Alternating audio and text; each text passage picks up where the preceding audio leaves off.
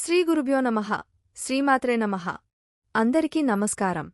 హిందూ సంప్రదాయాల్లో వాస్తు జ్యోతిష్య విధానాల్లో చంద్రగ్రహణానికి విశేష ప్రాధాన్యత ఉంది.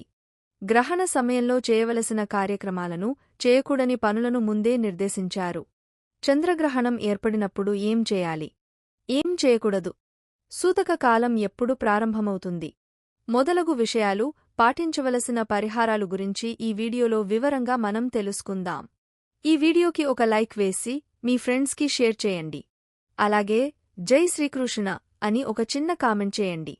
అలాగే దయచేసి వీడియోని స్కిప్ చేయకుండా పూర్తిగా చూడండి. జ్యోతిష్యం ప్రకారం ఈ ఏడాది హోలీ రోజు మార్చి 25న తొలి చంద్రగ్రహణం ఏర్పడనుంది.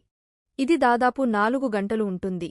ఇది 10 గంటల 24 నిమిషాలకు ప్రారంభమై మధ్యాహ్నం 3 గంటల 1 నిమిషం వరకు కొనసాగుతుంది. దాని గరిష్టం మధ్యాహ్నం 12 గంటల 43 నిమిషాల వరకు సంభవిస్తుంది. గ్రహణ సమయంలో చంద్రుడు కన్యారాశిలో ఉండనున్నాడు.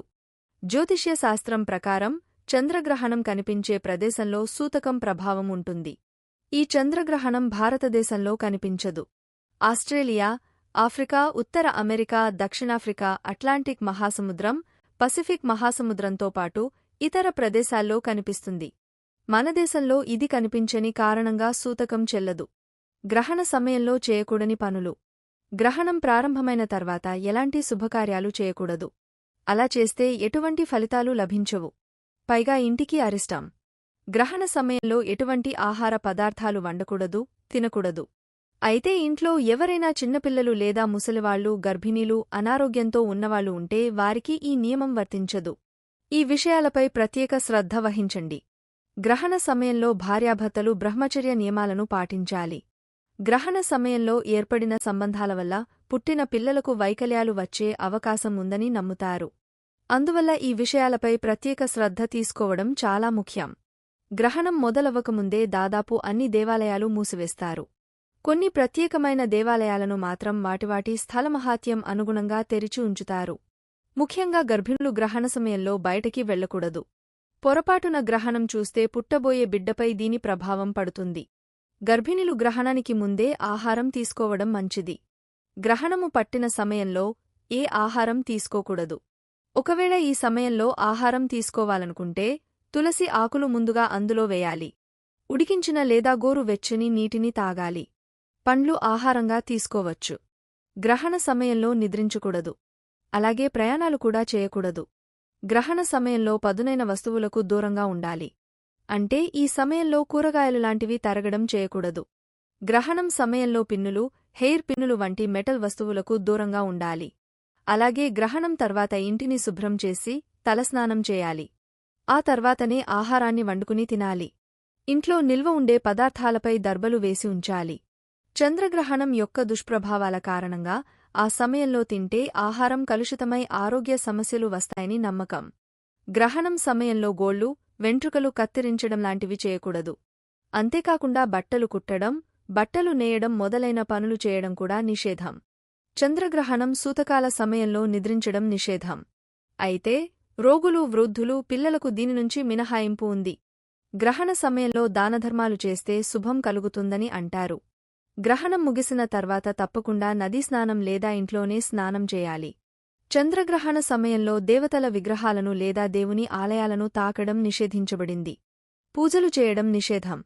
అయితే ఈ సమయంలో మీరు మీ మనసులో భగవంతుని స్మరించుకోవచ్చు. మీ మనసులో మంత్రాలను కూడా జపించవచ్చు. గర్భిణీ స్త్రీలు తీసుకోవాల్సిన జాగ్రత్తలు. సూర్యుడు, చంద్రుడు కదలిక లేదా స్థానమార్పు ఒక వ్యక్తి ఆరోగ్యంపై ప్రభావం చూపుతుంది. చంద్రగ్రహణం, సూర్యగ్రహణం గర్భిణీలపై తీవ్ర ప్రభావం చూపిస్తాయని పురాణాలు చెబుతున్నాయి. అందుకే గ్రహణం సమయంలో గర్భిణీలు చేయకూడని పనులను జ్యోతిష్య శాస్త్రంలో నొక్కి చెప్పారు. చంద్రగ్రహణం లేదా సూర్యగ్రహణం సమయంలో గర్భిణీలు చాలా జాగ్రత్తగా ఉండాలి. గ్రహణం సమయంలో బయటకు వెళ్లకూడదని అంటారు. దీనివల్ల పిల్లలు వైకల్యంతో పుడతారని నమ్మకం ఉంది. గ్రహణం గర్భిణీ స్త్రీలపై తీవ్ర ప్రభావం చూపిస్తుందని బలంగా విశ్వసిస్తారు. కత్తి వంటి పదునైన వస్తువులను గర్భిణీ స్త్రీలు ఉపయోగించరాదని చెబుతారు. గ్రహణ సమయంలో భోజనం చేయకూడదని, గ్రహణం ముగిసిన తర్వాత స్నానం చేయాల్సిందిగా పెద్దలు చెబుతారు. వండిన ఆహారాన్ని తీసుకోవద్దు. గ్రహణం సమయంలో వంటగదిలో వండిన ఆహారం మిగిలి ఉంటే దానిని తినకూడదు. ఇలా వండిన ఆహారాన్ని పారేసే బదులు కుక్క లేదా మరేదైనా జంతువుకు తినిపిస్తే మంచిది. చంద్రగ్రహణం తర్వాత చేయవలసిన దానాలు. చంద్రగ్రహణం ముగిసిన తర్వాత కొన్ని వస్తువులను దానం చేస్తే లక్ష్మీ కటాక్షం సిద్ధిస్తుందని పండితులు విశ్వసిస్తారు. చంద్రగ్రహణం తర్వాత పాలను దానం చేయడం వల్ల జాతకంలో చంద్రుడు బలపడతారని చెబుతారు. జాతకంలో చంద్రుడు బలంగా ఉంటే అనారోగ్య సమస్యల నుండి బయటపడతారని నమ్మకం. అన్నం, బియ్యాన్ని దానం చేసినా అది సత్ఫలితాలను ఇస్తుందని నమ్ముతారు. వెండిని దానం చేయడం వల్ల కూడా మంచి జరుగుతుందని భావిస్తారు. చంద్రగ్రహణం తర్వాత పంచదారని నైవేద్యంగా సమర్పించడం వల్ల సానుకూల ప్రభావం చూపుతుందని, ఇది సంపదను, శ్రేయస్సును కలిగిస్తుందని భావిస్తారు. ఈ వీడియో గనుక మీకు నచ్చినట్లయితే ప్లీజ్ లైక్ చేసి మీ ఫ్రెండ్స్కి షేర్ చేయండి. అలాగే మా కొత్త వీడియోస్ మీకు వెంటనే చేరాలంటే మా ఛానల్ని సబ్స్క్రైబ్ చేసుకొని పక్కనే ఉన్నటువంటి బెల్ ఐకాన్ని ప్రెస్ చేయండి. ధన్యవాదములు.